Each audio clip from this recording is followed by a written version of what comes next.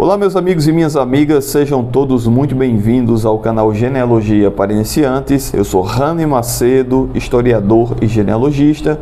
Estou aqui para te ajudar na busca pelos seus ancestrais, na montagem da sua árvore genealógica e também na montagem do seu processo de cidadania portuguesa pela via sefardita. Saiba que milhões e milhões de brasileiros descendem de judeus perseguidos pela Inquisição portuguesa e isso lhes dá direito a pleitear a cidadania portuguesa pela via sefardita, a se tornar cidadão português, cidadão da União Europeia. E para te ajudar nesse processo, eu preparei todo o material, especialmente o meu guia prático para a cidadania portuguesa pela via sefardita, onde vai te dar todos os detalhes, todo o passo a passo que você precisa seguir para montar o seu processo sozinho, sem a ajuda de genealogistas ou de advogados. Os links estão aqui abaixo do vídeo, confiram. Gente, hoje eu vou falar para vocês sobre um problema que aflige muitas pessoas que fazem genealogia, especialmente os pesquisadores menos experientes, que confunde muito as pessoas, que são aqueles documentos que trazem os ancestrais com nomes diferentes. É muito comum eu receber essa demanda praticamente todos os dias, as pessoas reclamando que o ancestral aparece com nomes diferentes em vários documentos e as pessoas não sabem o que fazer com isso, não sabem qual nome usar na sua árvore genealógica ou no seu processo de cidadania portuguesa. Bem, começando com a árvore genealógica, eu costumo usar na minha árvore o nome de solteira ou de solteiro do ancestral, tá bom? O nome de batismo, o nome de nascimento, do registro de nascimento dele.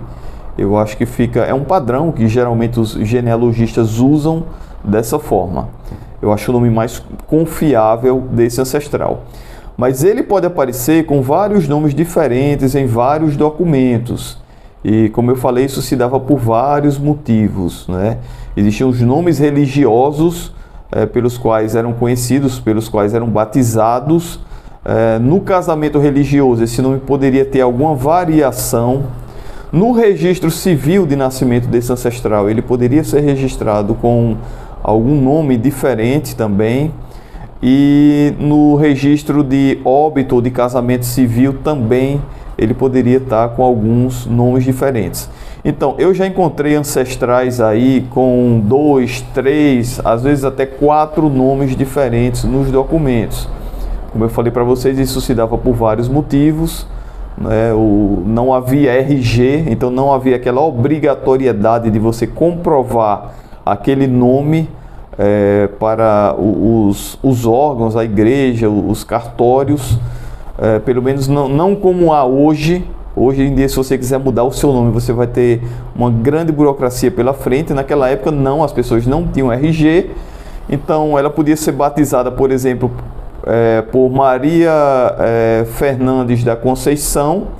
E a moça não poderia gostar desse nome e poderia mudar esse nome no registro de casamento, ou o padre colocar outro nome lá, por exemplo, Maria Fernandes do Espírito Santo. Então acontecia isso. Você vê muito essas variações de nomes também nos registros civis das pessoas. Por que isso se dava?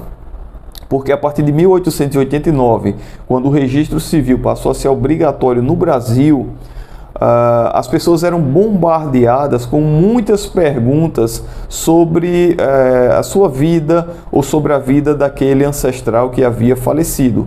Por exemplo, se um filho, um sobrinho ou mesmo um amigo ia registrar o óbito de uma pessoa no cartório, ou no fórum, ou lá no órgão civil, ele era bombardeado com uma série de perguntas sobre os pais dela, os filhos, as idades dos filhos, com quem eram casados, onde aquela pessoa morava. Enfim, uma série de perguntas que muitas vezes as pessoas não sabiam responder.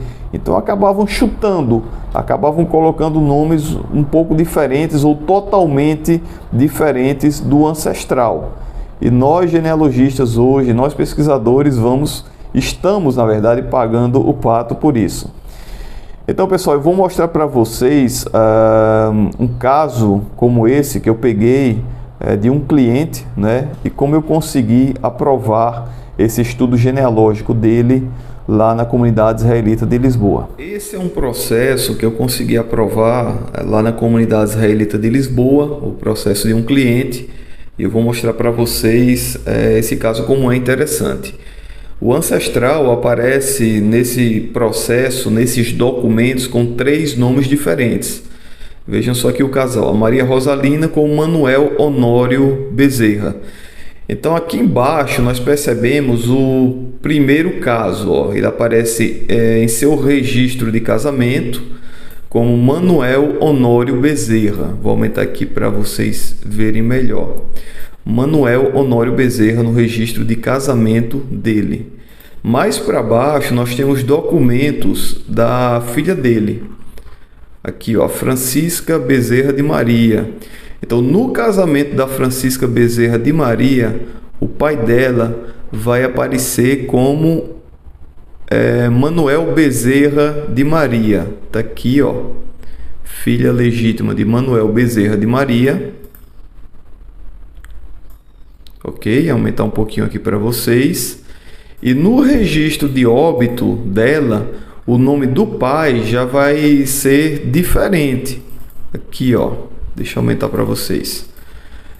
No registro de óbito dessa filha, aparece o nome do pai como Manuel Bezerra da Silva. Deixa eu aumentar mais um pouquinho aqui, ó. Aqui, ó, Manuel Bezerra da Silva. Então percebam, são 3 documentos onde o ancestral aparece com 3 nomes diferentes. Gente, isso era extremamente comum acontecer, a Sil sabe disso, a Sil sabe perfeitamente disso, e o que você tem que fazer num caso desses é justificar para a Sil porque esse ancestral aparece com nomes diferentes. Então eu fiz aqui uma justificativa bem simples, ó, vou mostrar para vocês, tá vendo? Uma observação abaixo do cadastro do Manuel, onde eu falo que o Manuel Honório Bezerra é encontrado em alguns documentos como Manuel Bezerra de Maria, que é o sobrenome do pai, e também Manuel Bezerra da Silva. Geralmente esse Silva deve vir aí de algum ancestral mais distante. Então são casos que acontecem, você vai fazer essa justificativa lá para a comunidade israelita de Lisboa. Essa foi uma justificativa bem simples, passou tranquilamente, porque a Sil viu todo o contexto dos documentos, todas as informações paralelas contidas nos 3 documentos batiam com esse personagem, levou-os a entender que eram a mesma pessoa. Eu vou mostrar outro caso aqui para vocês, ó. Esse aqui é o batismo do meu pai, né? Cleodon Lúcio de Macedo, tem aqui o batismo dele, e constando que ele é filho legítimo de Pedro Lúcio Filho e da Maria Barros, que são meus avós. Interessante, o casamento dele aqui, ó, ele aparece com um nome completamente diferente. O meu avô, no caso, aparece como Pedro Alexandrino de Macedo. E a minha avó como Maria Barros, acrescentado o da Costa. Ok? Então, eu também usei esses 2 documentos no meu estudo genealógico. E eu fiz a justificativa lá para a Sil também. Olha, o Pedro Alexandrino de Macedo também era conhecido como Pedro Lúcio Filho, em alusão ao nome do seu pai, que era Pedro Lúcio de Macedo. Eu fiz uma justificativa mais ou menos assim, está lá no meu estudo genealógico. Esse estudo genealógico completo, o meu processo completo está no meu e-book, Guia Prático para a Cidadania Portuguesa, que vocês vão ver o link aqui embaixo. Então não se preocupem, vocês podem usar esses documentos cujos ancestrais aparecem com nomes diferentes lá no processo da Sil, da comunidade israelita. Então, gente, o que você tem que fazer quando você pega situações como essa? O que você tem, como você pode ter certeza de que é aquele ancestral que aparece com nomes diferentes em documentos diferentes. Gente, você tem que ter o máximo possível de informações sobre aquele ancestral. É assim que você vai ter certeza de que é a mesma pessoa que aparece lá com nomes diferentes. Você tem que ter informações sobre anos, datas de nascimento, casamento, óbito, locais onde aconteceram esses eventos. Você tem que saber quem eram os familiares que o cercavam, um pouco da história da família, daquele sobrenome, até um pouco da história daquela região. Então você tem que comparar essas informações. Tenham o máximo possível, tentem obter o máximo possível de informações daquele ancestral. Então achou o documento lá, Maria Aparecida da Conceição e Maria Aparecida do Espírito Santo, você vai confrontar os dois documentos, ver os personagens que aparecem nesses documentos, se batem, ver as datas, a data daquele casamento, se realmente ela estava em idade de casar, que esse casamento se dava na faixa dos entre 15 e 25 anos para as mulheres. Veja o local, se é o mesmo local em que ela vivia, em que ela residia com sua família. Vê se tem mais algum personagem nesses documentos, um padrinho ou algum filho, enfim, algum parente que você saiba que realmente pertence à família daquele ancestral.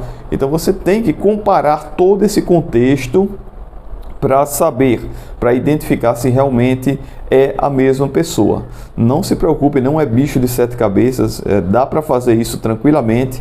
Às vezes você tem poucas informações sobre o ancestral, mas você comparando as informações dos dois documentos com as informações que você já tem, você consegue inferir que realmente é a mesma pessoa. Eu já gravei vídeo aqui no canal onde eu não tinha documento comprovando que aquele casal eram os pais de determinado ancestral, mas eu tinha tantas informações sobre ele que eu podia inferir que aquele casal eram os pais desse ancestral. Então vale isso também na genealogia, tá bom? Todo o contexto, todas as informações que você tem são muito importantes, muito úteis para você ter certeza das informações que você vai colocar lá na sua árvore genealógica. Por fim, outra curiosidade interessante são os casamentos dentro da família, né? Os casamentos entre primos, que eram extremamente comuns antigamente. E eu acho interessante que as pessoas se espantam com isso, né? Falam que na família tinha muitos casamentos consanguíneos, muitos casamentos entre primos, e acham que é só na família delas, né? Mas não era assim que acontecia.